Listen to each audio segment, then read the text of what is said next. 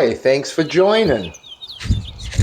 Today we're going to be reading Neville Goddard's The Power of Awareness, Chapter 22, Persistence. And he said unto them, Which of you shall have a friend, and shall go unto him at midnight, and say unto him, Friend, lend me 3 loaves, for a friend of mine in his journey is come to me, and I have nothing to set before him. And he from within shall answer and say, Trouble me not, the door is now shut, and my children are with me in bed. I cannot rise and give thee. I say unto you, though he will not rise and give him because he is his friend, yet because of his importunity he will rise and give him as many as he needeth. And I say unto you, ask, and it shall be given you. Seek, and ye shall find. Knock, and it shall be answered unto you. That's Luke chapter 11, verse 5 through 9. There are 3 principal characters in this quotation, you and the 2 friends mentioned. The first friend is a desired state of consciousness. The second friend is a desire seeking fulfillment. 3 is the symbol of wholeness, completion. Loaves symbolize substance. The shut door symbolizes the senses which separate the seen from the unseen. Children in bed means ideas that are dormant. Inability to rise means a desired state of consciousness cannot rise to you. You must rise to it. Importunity means demanding persistency, a kind of brazen impudence. Ask, seek, and knock mean assuming the consciousness of already having what you desire.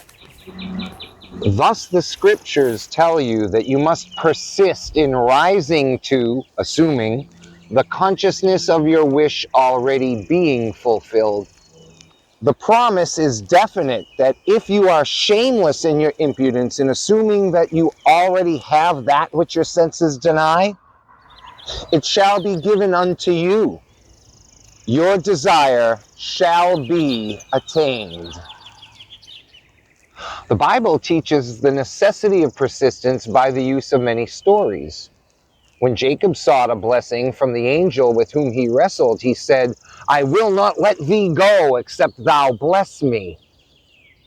When the Shunammite sought help from Elisha, she said, As the Lord liveth and as thy soul liveth, I will not leave thee. And he arose and followed her. The same idea is expressed in another passage. And he spake a parable unto them that men ought always to pray and not to faint, saying, There was in a city a judge, which feared not God, neither regarded man. And there was a widow in that city, and she came unto him, saying, Avenge me of mine adversary. And he would not for a while.